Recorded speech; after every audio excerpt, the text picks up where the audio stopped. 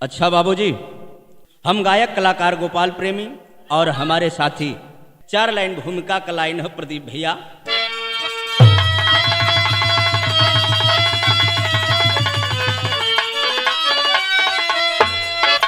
हाय रे गरीबी अजब तेरी लीला, और शबनम पर हंस कर गिराती हो शीला, दर दर का ठोकर खिलाती हो नाहर, जखनिया गाजीपुर में ऐसा ही मिला। एक परिवार पे बन के आफत गिरी, बसंत लाल का मुड़ियारी में गांव है, रमेश कवि जी लगा घाव में घाव है। एक खुशहाल परिवार बना साक्षी है।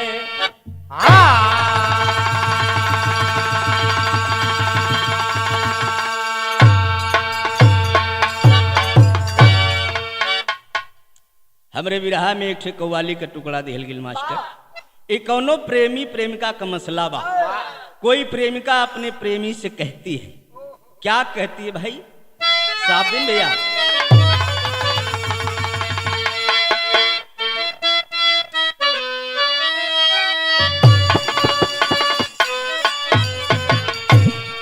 अरे ऐसे कैसे हो जाई, अरे ऐसे कैसे हो जाई, मोहब्बत के सौदा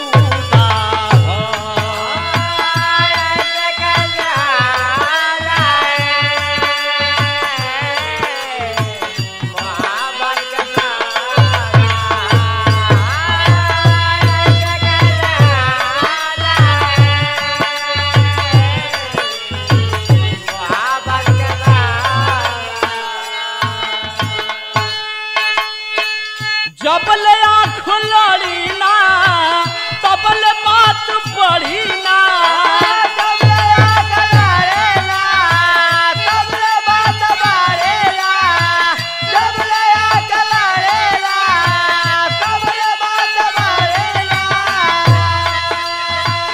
जबल आँख लड़ी ना तबल बात पड़ी ना, टूट के बिखरी जाई,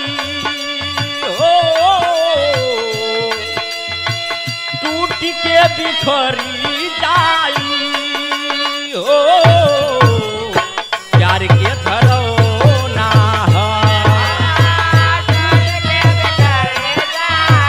अरे बात क्या बात है, प्यार के धरौना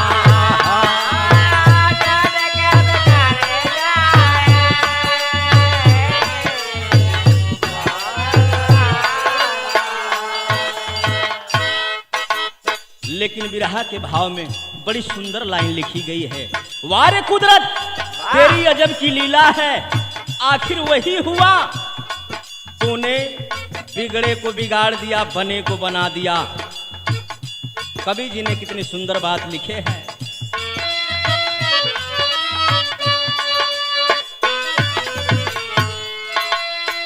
खुदा की अदालत में, खुदा की अदालत में कैसा ये घोटाला है, खुदा की अदालत में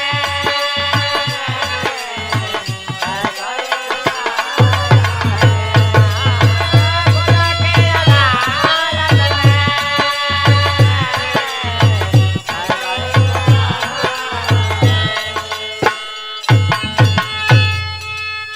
सत्य को सताया है, झूठे को सजाया है,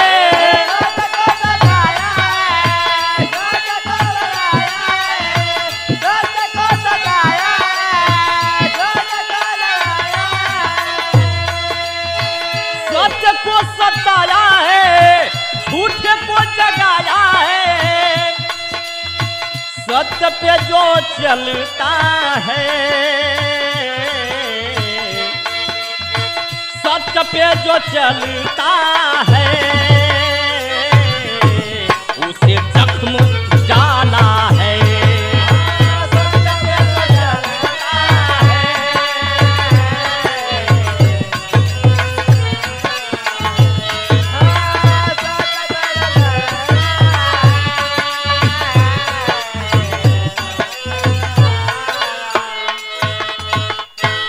यही से कहानी के शुरुआत का मास्टर कैसे?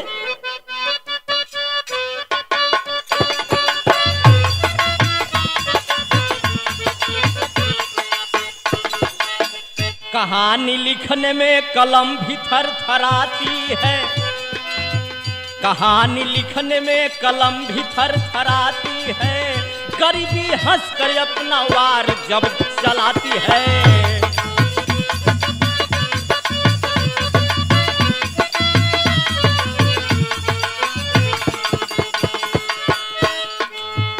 गरीबी विक्रमादित्य भी फंसे थे इस जमाने में, विक्रमादित्य भी फंसे थे इस जमाने में, मिला ठिकान नहीं अपने आशियाने में।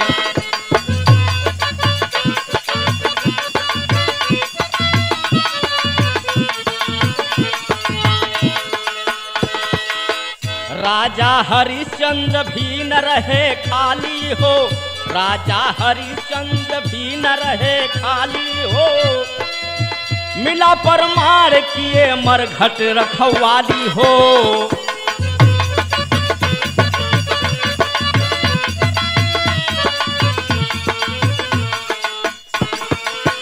कहानी लेकिन कहाँ की है?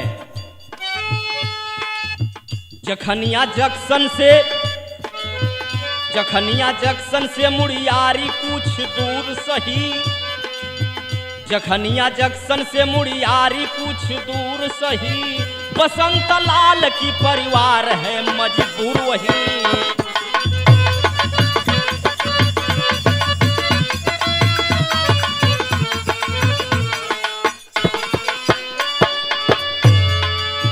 सोहित सुदामा माई ते तरीके ललन भैले, सोहित सुदामा माई के तरीके ललन भैले, कुछ दिन बाद सोहित के भी तब मरण भैले।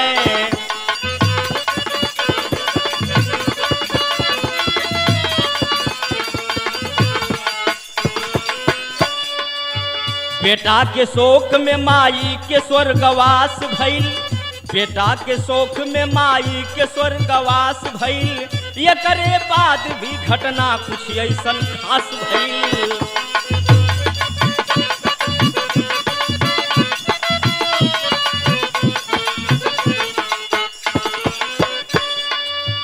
भाई सुदामा राजगिरी काम करते हैं,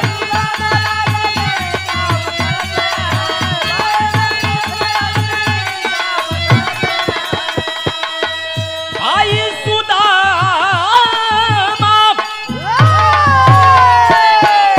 राजगिरी काम करते हैं, बीबी बच्चों के साथ पेट को चलाते हैं।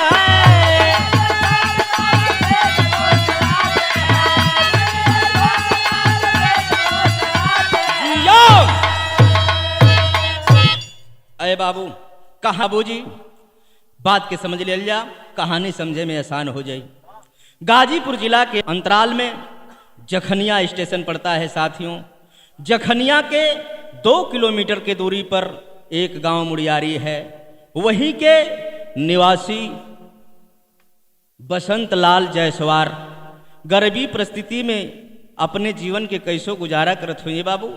भगवान 2 ठे बेटवा दिलन, बड़के बेटवा का नाम सोहित और छोटके बेटवा का नाम सुदामा। धीरे धीरे बचवन के शादी का दिलन बसंत लाल, धीरे धीरे उम्र व्यतीत हो गई, बुढ़ाई के समय आयल बा। लेकिन जौन बड़का बेटवा सोहित बाड़न मजदूरी करके नौकरी करके घर के चलावत हुमन, लेकिन भगवान के मंजूर ना भइले बाबू।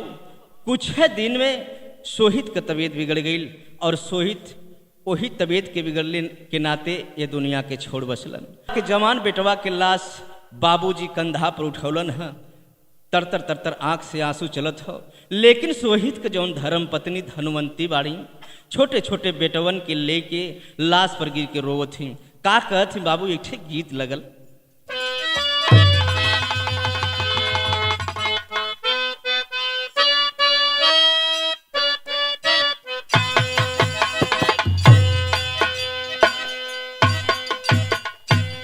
अरे जब हम जानाती, जब हम जानाती,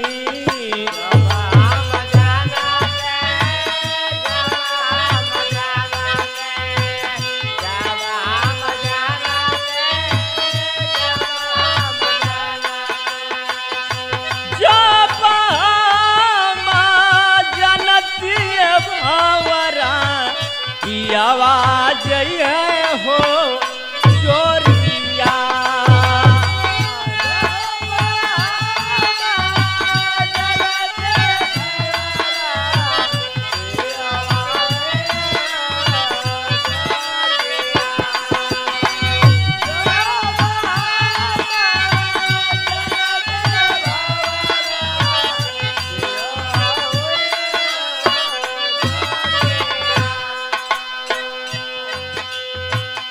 लेकिन रोवत ही आज धनवंती अपने पति के लाश पर गिर के का कहत थी बाबू, तोड़ी के प्रीतिया, तोड़ी के प्रीतिया,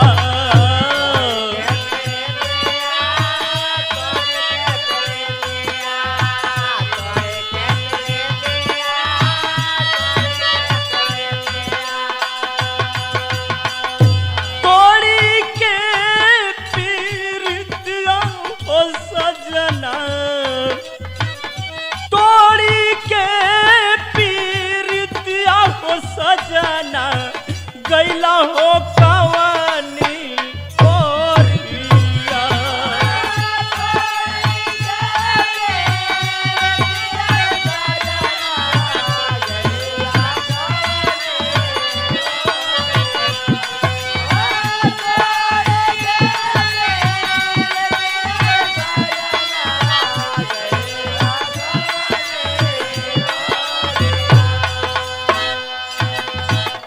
छोटे छोटे बचवन के,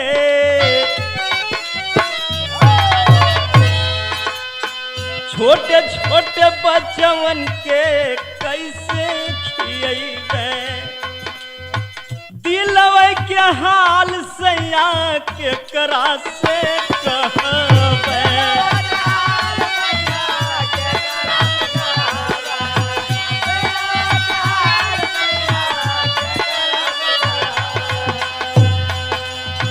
धीर नाही छतिया, धीर नाही छतिया,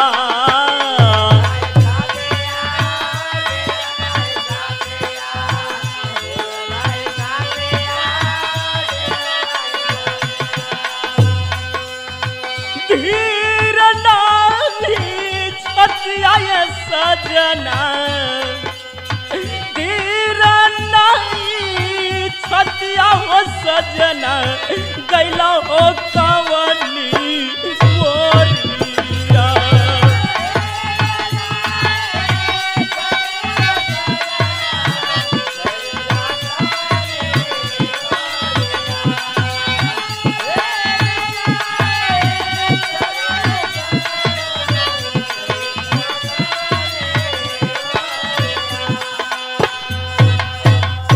आखिरकार उनका अंतिम संस्कार करने के बाद ए सदमा के जौन सुदामा के माई हैं, सोहित के माई हैं, बर्दाश्त ना कर पड़े ये बाबू बेटा का मरण। कुछ दिन में सोहित का माई भी ये दुनिया के छोड़ बसली। आखिर धीरे धीरे कुछ दिन और दिन व्यतीत भयल। आखिरकार में जो छोटा बेटा है सुदामा राजगिरी का काम करते हैं बाबू, राजगिरी का काम करके पूरी परिवार का जीवन पालन करत हुवन। धीरे धीरे बिटिया जवान